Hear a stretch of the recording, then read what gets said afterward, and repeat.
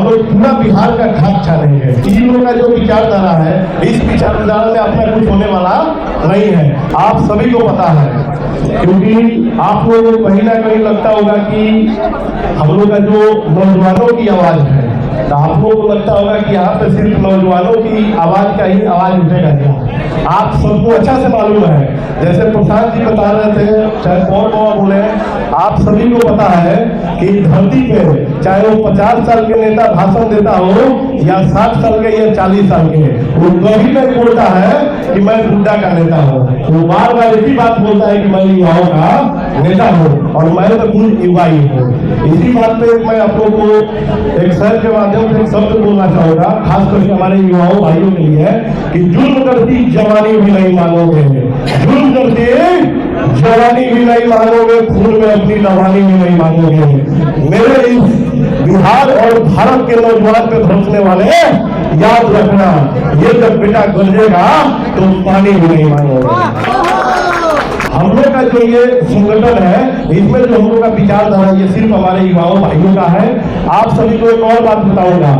सबसे पहले मैं दूसरा अपने बारे में थोड़ा बताना चाहूंगा, क्योंकि कई ऐसे लोग हैं, चाहे आप लोग के माध्यम से कई ऐसे देवतुल्य दर्शक होंगे जो हमको जानना चाहेंगे, सुनना चाहेंगे। मैं आप लोगों को एक छोटा सा बात बताना चाहूंगा कि मेरा नाम नीतीश द्विवेदी है।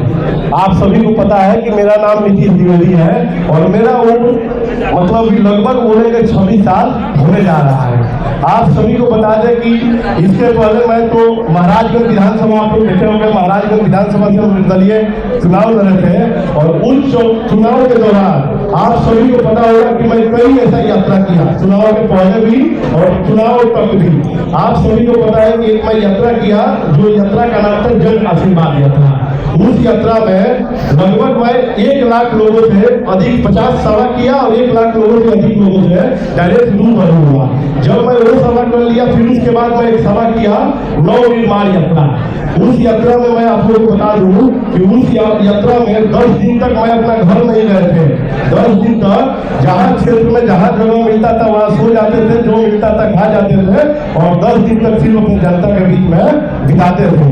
वो ये नहीं सोचता है कि अभी तो मेरा शुरुआत है, अभी तो मैं चढ़ रहा हूँ और मैं कितना ज्यादा जो चाहूंगा सामाजिक कार्य करने के लिए उतना मैं करने के लिए चाहता हूँ।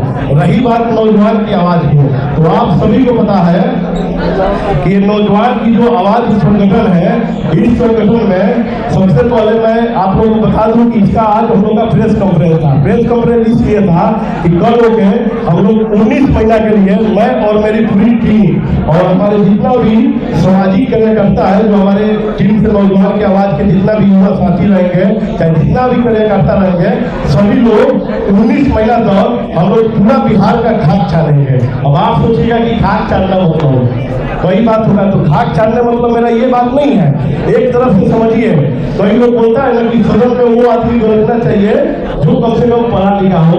तो मान लीजिए पढ़ाई तो दूर होता है, किताबी ज्ञान है, सामाजिक ज्ञान। सामाजिक ज्ञान तो आपके दादाजी और गांव वाले समझा देते हैं और किताबी ज्ञान के लिए स्कूल में आपको जाना पड़ता है। ठीक उसी प्रकार से हम सामाजिक कार्य करने के लिए एक तरफ से आप लोग समझिएगा कि मैं 19 महीना PhD करता है। क्या है कि मैं इसके पहले मैं आपको बता दूं कि ऑल इंडिया पंचायत परिषद के राष्ट्रीय युवा कार्यक्रम अध्यक्ष है। जब भी हम लोग अन्य राज्य में जाते हैं, चाहे छत्तीसगढ़ हो, मध्य प्रदेश हो या कहीं भी अन्य राज्य में जाते हैं, तो वहां से एक बात पूछता है लोग कि अच्छा ये बताइए आपका जो जिला है दरभंगा, उसमें क्या मशहूर है। तो हम तो जो गूगल से पढ़े रहते हैं वो बोल देते हैं, लेकिन मैं अब पढ़ के बोलना नहीं चाहता हूँ। मेरा सिर्फ एक ही मकसद है कि इस यात्रा के दौरान मैं जाऊंगा और वहाँ वास्तव में देखूंगा कि मखाना का खेती कैसे होता है। मैं ये देखना चाहूंगा कि हमारे बिहार का मखाना जो 600 से लेकर 1200 रुपया केजी बिकता है, आखिर में यहाँ से 2000 किलोमीटर दूर दुबई में 37,000 किलो बेचता है।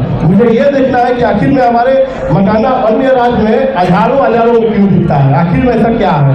आप सभी को पता है कि हम सब जितना भी युवा साथी हैं, ये कहीं ना कहीं इस उम्र में रोजगार और अपने आप को कहीं ना कहीं सेव करके अपना जीवन का अच्छा से यापन इस कर्म भूमि पे करना चाहते हैं। आप सभी को पता है इसी पटना के गांधी मैदान में कई वो हमारे युवा जितने भी साथी है, वो सब लोग आके अपना हक का लड़ाई लड़ते हैं। आप सभी को पता है इसी बिहार में अगर कोई नौकरी निकल गया और 2 साल तक उसका ज्वाइन नहीं होता है तो आके लाठी खाने का काम करते हैं, लेकिन अब टेंशन लेने का जरूरत नहीं है।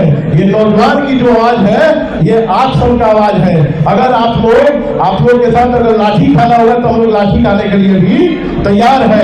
अगर बहुत ज्यादा अगर FIR भी सरकार के संगे अगर आप लोग लड़ना भी चाहते हैं, FIR करके चाहे किसी भी कानूनी प्रक्रिया से अगर आप लोग लड़ने के चाहेंगे तो इन नौजवान के मंच आप लोगों को वकील देने का काम करेगा। अगर आप लोग बहुत गंभीर रूप से अगर कोई बीमारी हो गया लड़ते तो उसके लिए भी हमारे डॉक्टर साहब लोग हैं जो आपको इलाज समय पे करने का। इन नौजवान की आवाज बहुत मतलब जितना भी लड़ाई का जितना भी सामग्री एक तरफ से शस्त्र समझिए, क्योंकि लड़ाई लड़ने के लिए हर चीज का शस्त्र होता है।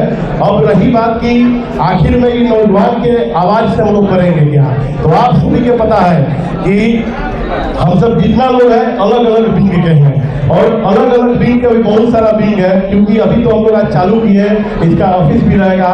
हम लोग साथ में मिलकर सब लोग एक साथ पूरे बिहार को 19 महीना तक हम लोग घूमेंगे और उस बिहार को सिर्फ हम देखना चाहते हैं 19 महीना कि अगर यहाँ के बारे में मैं बिहार में सुना हूँ तो आखिर में वहाँ पे बिहार में ये बात सही है कि नहीं है।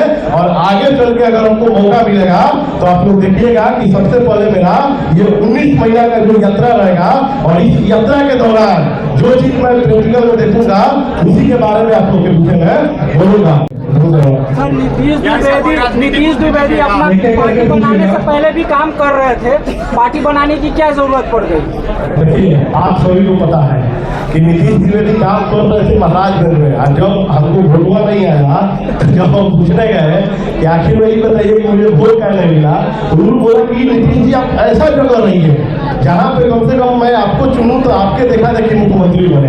ऐसा सोच है जनता का हमारे यहाँ। तो मैंने सोचा कि इन लोगों का जो विचारधारा है इस विचारधारा में अपना कुछ होने वाला नहीं है, क्योंकि यहाँ पे अलग ही बात होता है। हम सब लोग को सिखाया जाता है कि आप जातिवाद करो, हम लोग को सिखाया जाता है कि आप वजनबाद करो, हम लोग को सिखाया जाता है कि आप इनके बारे में बोलो उनके बारे में मत बोलो। लेकिन ये कहाँ सिखाया जाता है तो राजनीतिक मंच पे कूटनीति करने के लिए। लेकिन ये जो नौजवान की आवाज है ये बिल्कुल एकदम आजाद देश के आजाद नागरिक के जैसा है।